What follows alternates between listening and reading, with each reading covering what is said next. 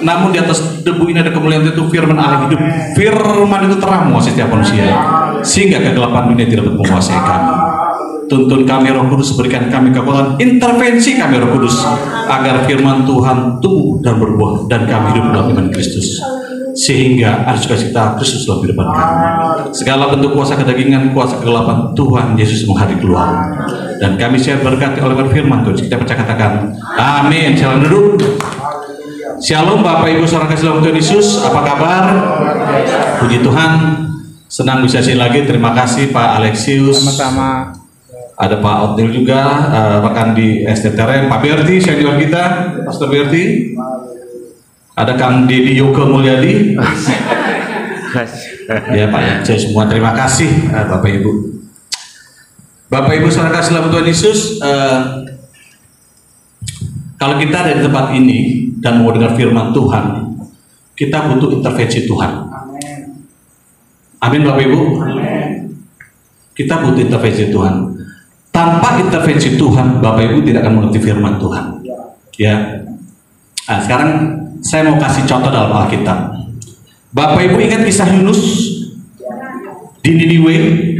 Niniwe itu bangsa yang kejam, ingat? Ya, dia bunuh seluruh orang Israel sampai tengkoraknya itu ditaruh sebegitu. Niniwe itu Yunus cuma khotbah 8 kata. Yunus cuma khotbah 8 kata. Khotbahnya begini: 40 hari lagi Niniwe akan ditunggang balikan. 8 kata. Bertobat gak bangsa Niniwe? Bertobat kan? Bertobat. Bangsa Indonesia di khotbah tiap minggu, bertobat gak? Berarti ada apa di Niniwe? Intervensi? Langsung berpuasa. Anjing kucing puasa, termasuk kita rakyat yang marajanya juga. Berarti ada intervensi.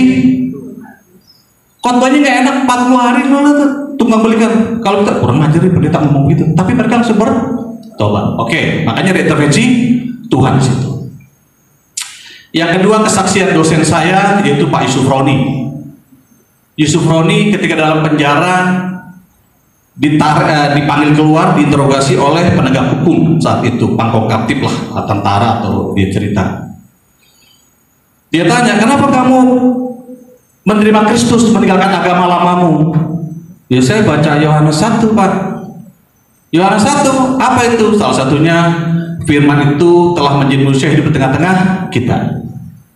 Mana? Buka ayatnya. Buka. Dia baca tuh sama penegak hukum. Dia baca, saya nggak jadi Kristen tuh. Iya, saya dipilih, Bapak tidak. Paham Bapak Ibu ya? Bapak Yusuf Roni dipilih, Bapak tidak. Jadi menjadi Kristen adalah keistimewaan. Yudas setiap hari dengar firman, tapi tidak diberikan pencerahan, nggak diintervensi karena hatinya beku.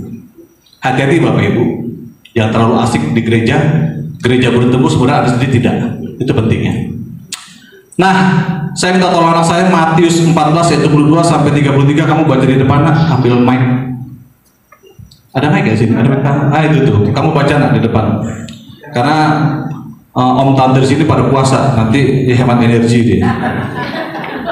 Hemat energi. Matius 14 ayat 22 sampai 33. Pelan-pelan.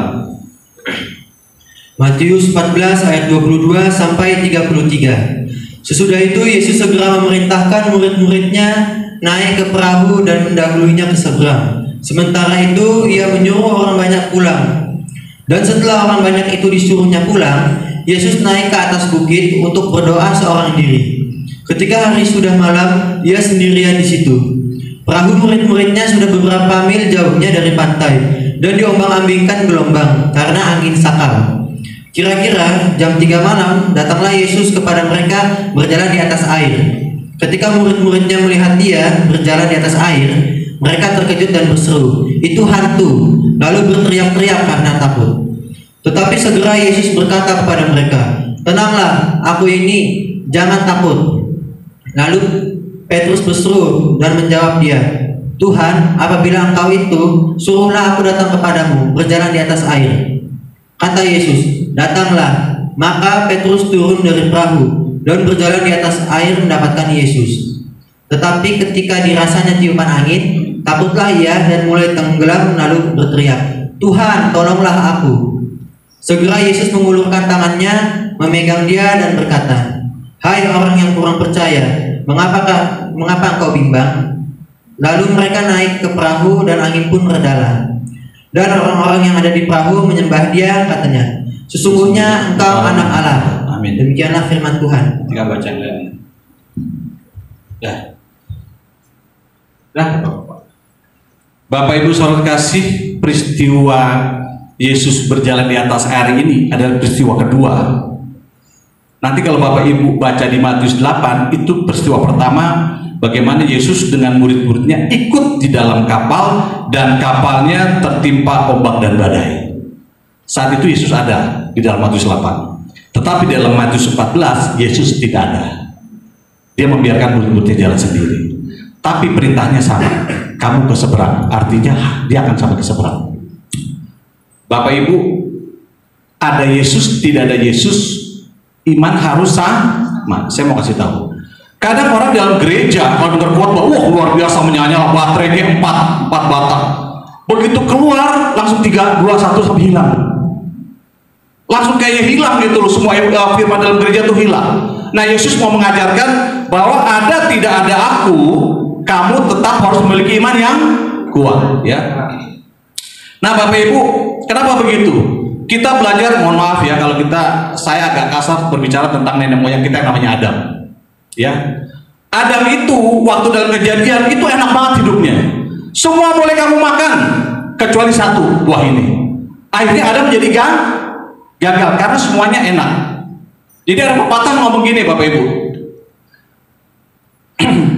Kondisi yang sulit menciptakan orang yang hebat. Paham ya? Orang yang hebat menciptakan kondisi yang mudah. Oke?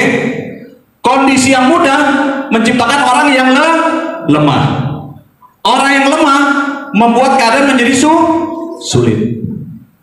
Keadaan sulit menciptakan orang hebat, kembali berputar. Jangan heran anak orang kaya, cucu-cucunya jadi susah jadi berhasil kayak gitu, putar aja. Adam terlalu mudah, boleh dimakan semua, Adam gagal. Makanya peristiwa Yesus lahir ke dunia tidak demikian mudah. Kalau saudara baca Matius Injil itu susah banget, lahir kejar-kejar, ini disalib, dicambuk, dihianati, tidak menjadi mudah. Kalau hidup saudara mudah, hati-hati, itu akan menjadi suatu kebodohan, kesesatan bagi saudara. Ya, Bapak Ibu paham ya maksud saya? Oh Tuhan, hidup saya banyak problem, kok jarang senang. Kalau senang terus juga kita aneh juga. Jangan-jangan saudara sedang dalam zona nyaman yang dibuat iblis. Nah, sebelum di tengah-tengah nih, tadi kan Yesus Matius 8 sama murid-muridnya. Di 14 Yesus tidak sama murid-muridnya. Di ayat sebelumnya Yesus memberikan 5 roti 2 ikan makan. Jadi duka, suka, duka, suka, duka, suka, duka, gitu-gitu aja. Jadi hidup ini adalah kombinasi suka dan duka, sehat dan sakit, senang, tawa, dan lain sebagainya. Banyak duit, nggak banyak duit itu kombinasi, nggak usah khawatir. Harus ada itu kombinasi, nggak mungkin senang semua, nggak mungkin susah semua. Ya. Nah, Bapak Ibu saudara kasih, Tuhan izinkan itu dalam kehidupan saudara. Karena hubungan suami istri itu, makanya dikatakan hubungan mempelai itu sampai maut memisahkan. Bukan sampai dompet memisahkan. Kalau laki gue bokek, gue tinggal. Itu dompet memisahkan. Kalau bini gue kagak cakep lagi, jarang perawatan, gue tinggal. Ya, itu namanya wajah, skincare, ya kan? Sampai skincare memisahkan, enggak. Jadi hubungan mempelai Kristus dan jemaat saudara dan istri itu sampai maut memisahkan apapun yang terjadi. Itu Tuhan Yesus mau. Itu Tuhan Yesus mau. Saudara susah, senang, susah, senang, susah, senang, senang, susah, susah, itu tetap setia kepada Yesus. Nah, anak-anak Galilea ini kan masih belum tahu Yesus siapa, masih meraba-raba. Itu punya kebanggaan, nama kebanggaannya apa? Sebagai nelayan. Wah, apalagi Petrus jagonya nelayan, bintang 3 ada kalau nelayan dia, jenderal dia. Nah, Yesus tuh sering menggoncangkan apa yang dibanggakan oleh anak Galilea. Yesus sering membanggakan sering menggoncangkan apa yang dibanggakan saudara dan saya. Paham maksud saya Bapak Ibu? Saya agak lebih ekstrim ya, tapi jangan nanti saudara menghujat saya ya. Saya sering perhatikan, ayah saya dulu meninggal tahun 72. Ayah saya bekerja, sukses, langsung dapat mobil, karirnya cemerlang. Dan ibu saya yang ibu rumah tangga, langsung mengalihkan pandangan kepada ayah saya. Ayah saya punya rumah ini terus. Sehingga posisi Kristus menjadi kecil. 2 tahun ayah saya diambil. Wah, teriak ibu saya enggak. Oh begini Tuhan gitu. Karena kamu sudah mengecilkan Tuhan, bergantung kepada ayah saya yang satu sukses. Ngerti Bapak Ibu ya? Ya, Yesus nggak mau itu. Dia harus menjadi nomor 1. Ya, kalau Anda punya anak kesayangan, berlebihan sampai nggak usah ke gereja, ini anak masih bayi terus. Saya pernah ada jemaat saya, Pak Jaswin lah, Pak Jaswin tahu kan? Anaknya nggak pernah gereja, anaknya sakit keras. Saya bilang, lu sih bawa anak ke gereja, minta sama Tuhan, doa puasa, disayang-sayang dapat, malah lu nggak pernah gereja. Datang ke gereja, bawa, emang di gereja ada apa sih? Anak nggak apa-apa di gereja. Ya, dibawa lagi. Nggak usah berlebihan, Tuhan itu adalah Alfa dan Omega, sumber segala sesuatu. Ya. Jadi apa yang ada dalam kehidupan saudara, kepintaran, kecerdasan, uang, jabatan, anak, istri, rumah, usaha, suatu saat akan digoncangkan, ya. Seperti halnya anak-anak Galilea ini, digoncang gitu. Nanti saudara lihat ya. Nah, ketika peristiwa ini, Tuhan tolong nggak anak-anak Galilea di atas kapal itu? Tuhan tolong nggak?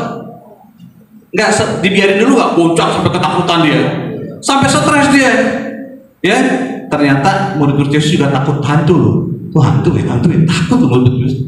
Jadi kalau saudara sini takut ya, saya wajar aja, paham. Ya, orang gereja takut-takutin doa juga takut. Pak, setan Pak di gereja. Oh kamu kali ngaca sih gitu. Ya, dunia tuh tahu tuh. Bener Pak, enggak kamu ngaca kali bener. Nah, persoalannya ketika badai ombak itu begitu menggoncang, kenapa Tuhan tidak tolong? Ya, salah satunya untuk mendewasakan anak-anak Allah. Jadi saudara kan doa puasa di sini kan mau dijawab doanya gitu kan? Ya kalau dijawab saya nggak usah khotbah. Ini saya khotbah yang nggak dijawab. Ya, saudara, Tuhan tidak tolong saudara kalau doa saudara, kalau permohonan saudara menggagalkan rencana Tuhan. Ngerti maksud saya Bapak Ibu? Saudara atau Yusuf, dari kecil kamu akan menjadi raja, ayah ibumu menyembahmu.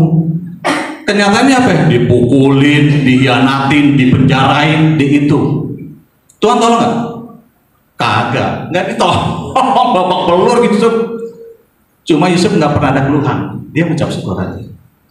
Saudara, kalau misalnya Pak Otnil punya anak masuk akabri gitu kan, masuk akmil. Pak, saya dilatih ditembak Pak, dipukulin Pak, gini-gini, tolong Pak. Pak Otnil datang. Woi, anak saya pulangin. Kira-kira anaknya lulus gak? Kagak lulus. Kata Pak Otnil, kuatkan hatimu nak. 3 tahun doang kok, babak belur, nanti jadi akmil, bisa jadi jenderal. Tuhan tidak intervensi kalau itu menggagalkan rencana Tuhan dalam kehidupan saudara.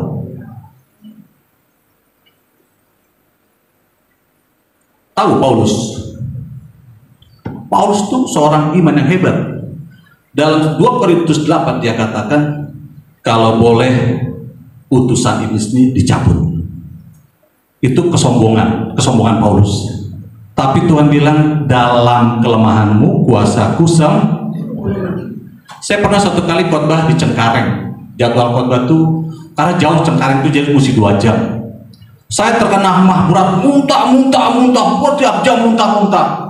Sampai jam 3 saya nggak kuat. Saya bilang, Tuhan, aku ingin melayani Kau besok. Berikan aku kesehatan. Buka Alkitab, apa bacaannya? Dalam kelemahanmu kuasaku sempurna. Jalan khotbah. Jalan, saudara nggak tidur. Tapi Tuhan berikan kekuatan dalam khotbahnya. Karena ada kesombongan, ada kesombongan yang harus dimusnahkan. Sehingga dalam kelemahan saya khotbah untuk kemuliaan Tuhan. Paulus itu dihantam kesombongannya, gak dikasih sembuh. Ya, saudara. Jadi pertama mendewasakan saudara, yang kedua mengagalkan rencana Tuhan, saudara tidak akan jawab. Ya. Yang kedua adalah Tuhan Yesus tidak akan menolong saudara kalau saudara dapat menolong diri saudara sendiri. Yosua 5 ayat 12 baca nak. Yosua 5 ayat 12. Kalau Bapak Ibu punya itu, Yosua 5 ayat 12 baca yang keras. Yosua 5 ayat 12, kalau ada yang boleh mau baca silakan. Silakan nak kalau baca yang keras. Enggak, situ aja enggak apa yang keras. Yosua 5 ayat 12. Lalu berhentilah mana itu pada keesokan harinya setelah mereka makan hasil negeri itu. Jadi orang Israel tidak beroleh mana lagi. Tetapi dalam tahun itu mereka makan yang dihasilkan tanah Kanaan. Amin. Duduk. Bangsa Israel 40 tahun dikasih makan tuh di padang gurun, roti mana, burung belibis, enak dia nggak kerja, nanam makan. Begitu sampai Kanaan, nyangkul, makan sendiri, urus sendiri. Makanya dia katakan Israel tidak beroleh mana lagi, tapi dalam tahun itu mereka nyangkul dari makanan di Israel di tanah Kanaan. Tuhan, aku nggak punya uang, aku cuma ibu rumah tangga, aku nggak punya uang, aku nggak bisa apa-apa, cuma bisa masak tempe goreng. Ya itu kemampuan itu tempe goreng itu, kata Tuhan. Ingat gak ketika Yesus berkata, ada yang punya roti, ada nih anak kecil, 5 roti 2 ikan. Bapak Ibu pernah berpikir gak yang bawa makan cuma anak kecil itu? Pernah pikir gak? Banyak yang bawa, cuma pada dikantongin. Ah masa sih, nggak mungkin, gua buat gua aja kurang. Anak kecil dibawa 5 roti 2 ikan, bawa kepada Kristus menjadi berapa? 5.000. Saudara bisa masak tempe goreng, dalam nulis masak, dagangin. Masa sih Pak, itu lihat di ITC ya, tahu Kelapa Gading, Pak Abdel pernah Kelapa Gading, itu di depan kita ada bakmi Erni, tempenya 5.000 Pak, tempe goreng 5.000, mahal amat tapi habis. Itu dulu 5.000, saya bilang berapa sih tempe? 5.000, mahal amat dalam hati saya, tapi habis. Ngerti maksud saya? Paham maksud saya? Paham maksud saya? Kalau Tuhan mau diberkati saudara. Amen. Jangan anak saya nggak pernah ngirim nih, saya udah ngomong begini, nggak usah ngarepin orang, ngarepin Tuhan Yesus saja. Haleluya. Ya kan? Benar, ibu saya 82 tahun sampai sekarang Yesus saja diharapin sama dia, bisa nyetir sendiri ke gereja, pelayan Tuhan masih mobil sendiri. Sekarang telepon, bin nabrak trotoar, ya udah biar tinggalin aja lah mah. Nabrak bajai, biar 82 tahun bawa mobil gimana sih? Gerejanya di Mangga Besar Balak Keselamatan di Romang, sering nabrak mobilnya udah bawa belur. Ya, tapi dia bilang buat nganter yang tua-tua, bin yang tua-tua kan pada nggak boleh, gue sih anterin nenek nganterin nenek, nabrak gitu. Tapi Tuhan tolong.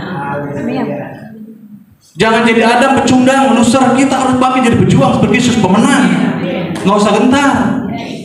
Ya, saya punya family. Suaminya meninggal. Ya dia juga hidupnya nggak hebat-hebat amat. Biasa saudara. Dia bingung akhirnya. Dia bisa mijit bayi. Sembuh bayi. Semenjak itu bayi lingungannya berpijitan sama dia. Sampai maaf ya Bu, besok aja boleh nggak? Ngantri. Pijit bayi bisa sehat bayinya. Itu bukan kebetulan, tapi Tuhan Yesus kan 5 roti 2 ikan kasih kepada Tuhan, pasti diberkati.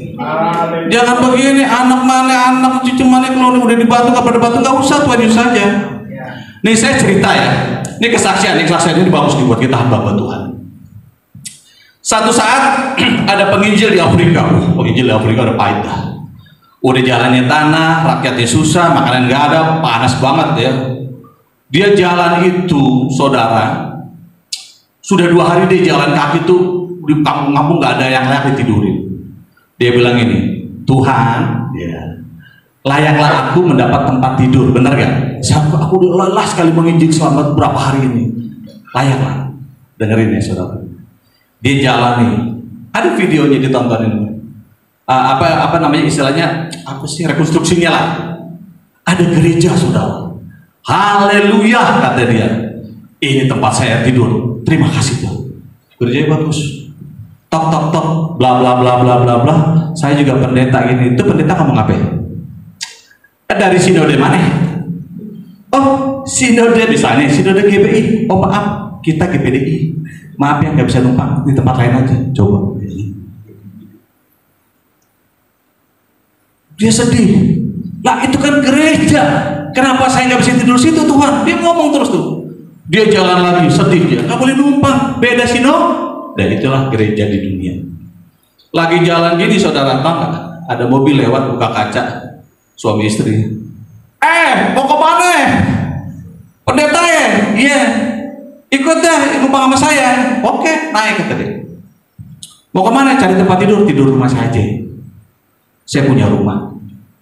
Nah, kamu tinggal aja semau kamu. Sampai kamu bosan, saya mau pergi juga, tinggal di rumah saya nggak ada orangnya. Makan-makan aja. Itu pendeta nanya pasti nanya apa? Agamamu apa? Bener kan? Maaf nih, agama kamu apa? Jawabannya apa? Hah? Bukan Muslim. Saya ateis, saya nggak percaya Tuhan. Saya ateis, tidak percaya. Pakai aja tempat itu. Dia doa lagi sama Tuhan. Tuhan, kok saya ditolong sama ateis? Biar kamu tahu seluruh dunia ini di bawah kendaliku. Ya. Ingat Eli, burung gagak suruh ngantar daging. Burung gagak suruh ngantar, padahal dia doyan dah.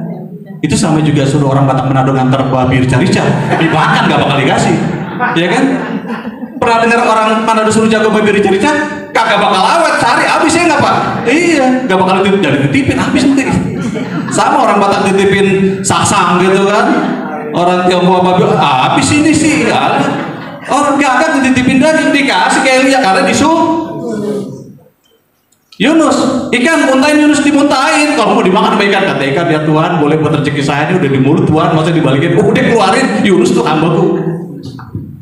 Tuhan punya kendali. Jangan jadi pecundang. Saudara bisa menolong diri saudara sendiri. Pulang dari sini semangat, ya kan? Bisa capcay aja satu. Itu di bakmi kue tiaw kelapa gading itu, kue tiaw apa? Acak satu itu aja. Tapi yang ngatur baik banget tuh, saya Tuhan kasih. Ya. Yang keempat, nanti Pak, kemuliaan Tuhan nanti. Yang keempat, Tuhan tidak akan tolong saudara. Tadi kan Tuhan tidak tolong saudara kalau saudara bisa menolong diri saudara sendiri. Ya. Ingat gak? Musa waktu di Firaun kan dibelah laut. Tapi begitu lawan Amalek suruh perang sendiri. Lu perang, lu kan udah jago perang. Ya.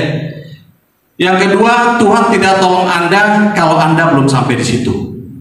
Kejadian 19 ayat 22. Kejadian 19 ayat 22 nak baca nak. Kejadian 19 ayat 22. Ulangi saudara, Tuhan tidak tolong saya kalau saya belum sampai di situ. Oke ya. Baca ya Bapak Ibu di depan nih. Apa anak saya yang baca, Bapak Ibu lihat aja. 3, 2, 1. Baca. Kejadian 19 ayat 22. Cepatlah, larilah ke sana. Sebab aku tidak dapat berbuat apa-apa sebelum engkau sampai ke sana. Itulah sebabnya nama kota itu disebut Zoar. Wah, amin, silakan. Aku nggak bisa apa-apa kalau kau belum sampai di Tuhan. Tolong berkati Tuhan. Anakku sembuhkan, belum ke dokter, mana sembuhin dokternya nungguin. Ya kan gitu kan? Anaknya sakit, Tuhan sembuhkan, bawa dulu ke dokter. Gimana mau sembuhin, orang dokternya belum sampai, gitu dokter, Tuhan kasih orang ke dokter sembuh. Saya punya staff, dia telepon saya, Pak, saya udah lama di Batam, pindahin saya dong Pak. Susah di Batam saya Pak. Pertama kontrak rumah, biaya jadi berkali lipat. Sabar. Nanti di Batam jangan-jangan berkatmu. Di Batam saudara, dia kecil-kecilan usaha, ya, jadi banyak usahanya pendapatan dia.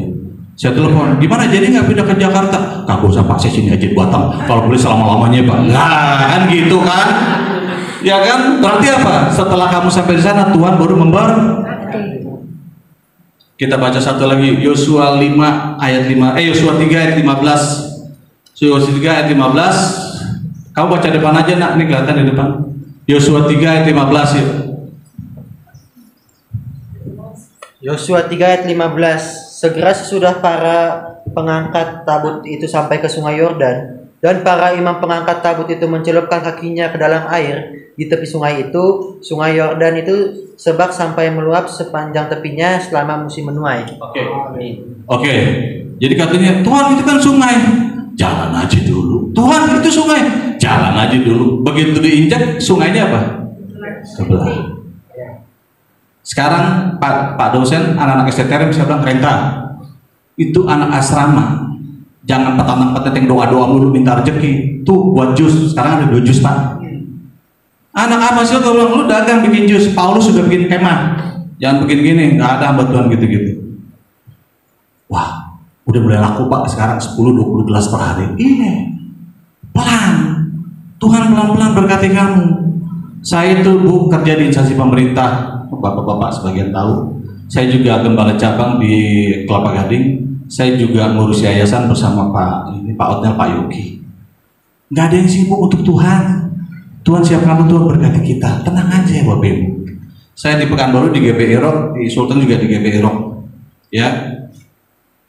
Nah, Tuhan yang kelima, Tuhan ingin anak-anaknya membanggakan Dia. Kalau saudara ditolong, siapakah dia?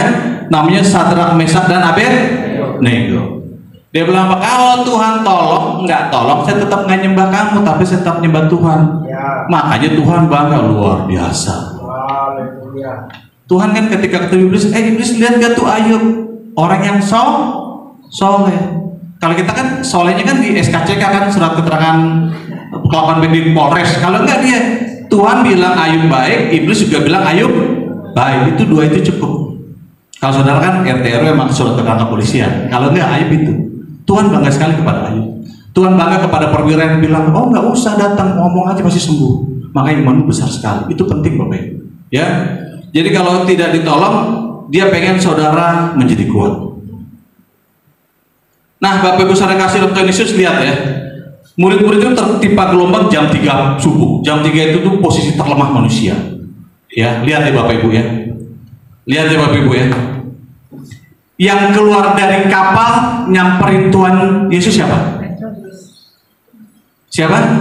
Petrus. Yang lainnya ngapain? Hah? Megangin kapalnya, takut hancur. Sayang nih dia pegangin terus. Dia kagak mau dia. Tapi Petrus bilang, tinggalkan kapal, ambil oleh laut. Aku memiliki Allah yang lebih dari itu. Dia pegang tuh Tuhan. Saudara ini kan kita semua kebanyakan megang kebanggaan kita.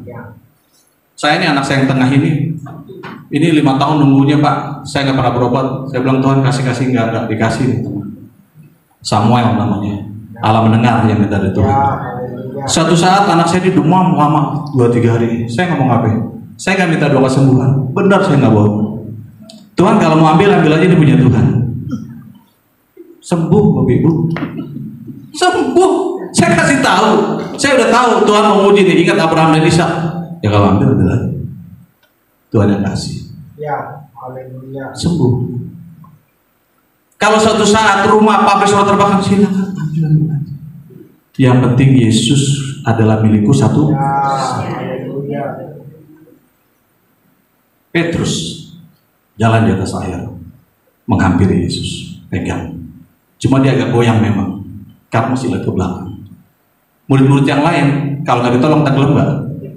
Tenggelam. Kemarin saya khotbah di GBI Rock, khotbah ini juga, terima kasih Pak. Saya selama ini direktur di salah satu asuransi. Ketika Tuhan panggil saya sih pegangin asuransi itu. Saya direktur Pak, punya fasilitas. Tapi saya sadar saya tinggal Pak. Saya mengambil satu keputusan, suatu yang abadi yang namanya Yesus. Ya. Saya tinggal Pak segala kemuliaan dunia sehingga saya kepada Yesus. Tapi saudara, saya nggak ngajak saudara jadi pengangguran. Maksudnya gini, kalau Tuhan panggil, Tuhan minta ya kasrahkan, jangan dipegangin, gitu tau nggak? Wah ini kata Pak Binsar besok kita jadi pengangguran. Bukan begitu, jangan salah. Sebab hubungan saudara dengan Tuhan nggak bisa intervensi, tinggal saudara dengan Tuhan aja. Jadi jangan nanti kayak mengapit si boya kita rame-rame jual harta terus enggak, itu hubungan saudara dengan Tuhan itu pribadi-pribadi, beda-beda latar belakang, beda-beda jawaban, beda-beda intervensi Tuhan, benar nggak? Jangan disamain intervensi dengan Yohanes, Petrus, Matius itu beda-beda. Jangan sama, ya. Saya kan pernah ngomong sini. Ada orang kesaksian nih. Puji Tuhan, 2 puasa Ester 3 hari, 2 puasa sebulan, saya dapat jodoh. Wah, puasa sebulan dapat jodoh. Batang lagi nih ke depan. Puji Tuhan, 2 puasa 2 bulan dapat mobil. Dapat mobil, belakang tambah kaget tuh, yang muda-muda kan. Puji Tuhan, puasa 3 bulan dapat kerjaan gaji gede. Wah, yang belakang 1, 2, 3, 6 bulan bisa dapet jodoh, mobil, kerja, puasa 6 bulan. Yang datang ambulan, asam lambung, ya kan? Setiap orang beda. Kok kamu doa dijawab cepat? Saya kok lama? Ya beda. Karakternya beda, Tuhannya beda. Bukan, sorry. Karakter beda, intervensi Tuhan beda-beda. Ya Bapak Ibu ya jangan sama-sama 2 posestor sama. Anak saya udah kawin minggu depan, belum ya. Jangan begitu. Jangan sama-sama. Tiap orang berbeda. Sampai saudara tumbuh, karakter saudara tumbuh Tuhan berkati. Ya. Kadang-kadang jawaban yang kedua, jawaban saudara kadang nunggu karakter, jawaban Tuhan nunggu karakter saudara. Ya. Yang ketiga, yang terakhir, Tuhan tidak akan menjawab saudara kalau itu akan menjadi jerat bagi saudara. Saudara kan bangsa Mesir, bangsa Israel ketika keluar dari Mesir dapat apa? Emas, benar gak? Wah, dapat emas semua tuh semua. Ya kan, wah puji Tuhan dapat emas, orang Mesir ngasih emas. Terus Mesir dijadikan apa? Dijadikan apa? Hah? Dijadikan apa, Bu? Lembu ya? Lembu emas. Jadi kutuk nggak? Kutuk. Hati-hati dengan berkat yang saudara minta. Ya. Karena saudara, Tuhan berikan aku 10 miliar, dikasih 10 miliar ke anak yang hilang itu langsung gak pernah pulang. Makanya saudara tidak dikasihkan. Nah, ya. Saya bilang sama teman saya, kamu kayaknya susah deh kaya. Kenapa? Kalau kaya nggak pada gereja, mendingan susah aja gereja terus. Benar nggak? Lebih baik hidup di sisi asal masuk surga. Ya puji Tuhan kalau misalkan kaya, berarti Tuhan percaya. Jadi Bapak Ibu Saudara kasih dalam Tuhan Yesus, ketika Simon datang menghampiri Tuhan, dia pertama yakin, yang kedua dia bimbang. Ini ada satu kalimat ini supaya Bapak Ibu ingat, kebimbangan adalah kejahatan kepada Tuhan. Kebimbangan apa? Kejahatan kepada. Jadi kebimbangan itu suatu kejahatan, supaya ingat, bukan jadi jahat, supaya saudara ingat, kebimbangan suatu kejahatan bagi Tuhan. Karena saudara bimbang kepada Tuhan, berarti saudara tidak yakin, tidak percaya Tuhan. Jadi Bapak Ibu Saudara kasih dalam Tuhan Yesus, saya tutup dengan satu kesaksian. Ada seorang saudara saya dengar ini, namanya Corrie ten Boom. Dia dipenjara pada zaman Nazi dengan tekanan yang begitu luar biasa. Tapi akhirnya dia hidup dan menjadi kesaksian. Dia bilang gini, kalau saudara dalam tekanan begitu hebat apapun tekanannya, jangan melihat kepada dunia, karena Anda akan ketakutan dan tertekan. Siapakah dunia? Teman-teman sekitar kita. Kalau Anda melihat ke dalam diri Anda, self pity, aduh Tuhan kok saya begini, saudara akan sedih dan putus asa. Tapi pandanglah Yesus seperti Petrus, maka saudara akan memiliki pengharapan. Tuhan Yesus memberkati kita semua. Kita nyanyi ya saudara yuk. Ku berbahagia. Bisa? Kang Didi? Kang Didi.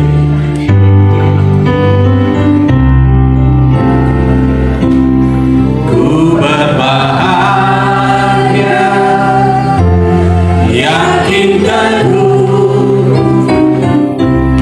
Yesus abadi, kepunyaanku, aku warisnya,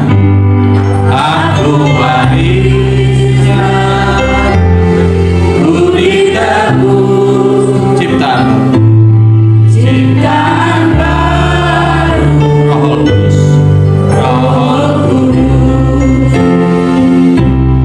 aku bernyanyi bahagia, memuji Yesus selamanya. Aku bernyanyi bahagia, memuji Yesus selamanya. Kami tahu Tuhan Yesus, rambut hitam kami kelak akan menjadi putih, kulit kami yang kencang akan keriput dan menua. Seluruh kesehatan kami lambat laun akan hilang dan menjadi sakit penyakit. Seluruh hidup kami menjadi rapuh. Bahkan anak-anak kami pun akan meninggalkan kami dengan rumah tangga yang baru. Harta benda kami tidak akan ada manfaatnya.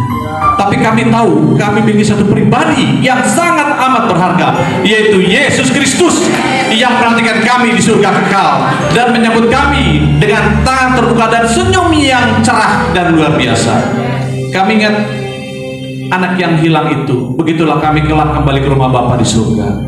Akan ada sukacita besar, kasih karunia besar. Tuhan, intervensilah hidupkan kami Tuhan, agar kami tidak jatuh dalam dosa dan kami kuat menghadapi hidup kami. Kami tahu Yesus adalah teladan kami. Dia berjuang iman dalam kehidupan kami. Jatuh bangun kami, suka duka kami, sakit sehat kami tidak pernah gentar karena Allah menyertai kami. Allah Immanuel yang menjadikan tempat kami di rumah Bapa di surga kekal. Tuhan, begitu banyak doa-doa yang ditayangkan, yang dipanjatkan pada hari ini. Kami tahu Tuhan pasti menjawab. Dan sekalipun Tuhan tidak menjawab, seperti Sadrak, Mesak, Abednego, kami tetap percaya dan menyembah Tuhan yang kekal, yang maha baik, pengasih, penyayang, pelindung. Terima kasih Tuhan Yesus. Apa yang kami demi terikat surga, apa yang kami lepaskan demi terlepas surga. Dalam nama Tuhan kita bisa katakan amin. Tuhan berkati. Puji Tuhan, kita sudah diberkati oleh firman Tuhan. Terima kasih buat Pastor Bisa dan keluarga, Tuhan Yesus berkati. Dan kita akan mengakhiri sesi kedua ini. Kita bangkit berdiri bersama-sama.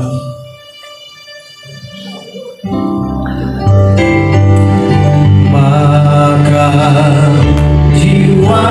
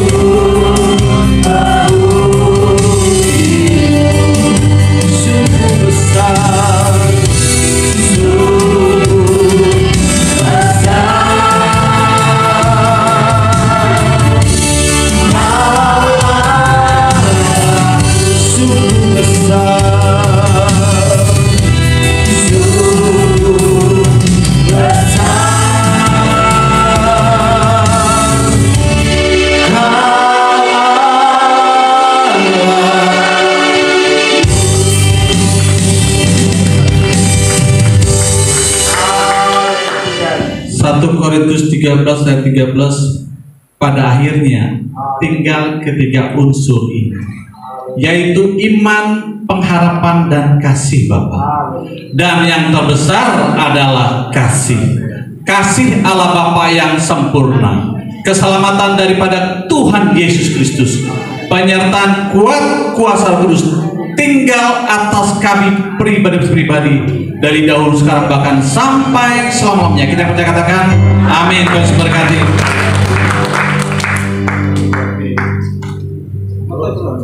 Oke, ibadah kedua sudah selesai. Kita potret bersama-sama dulu.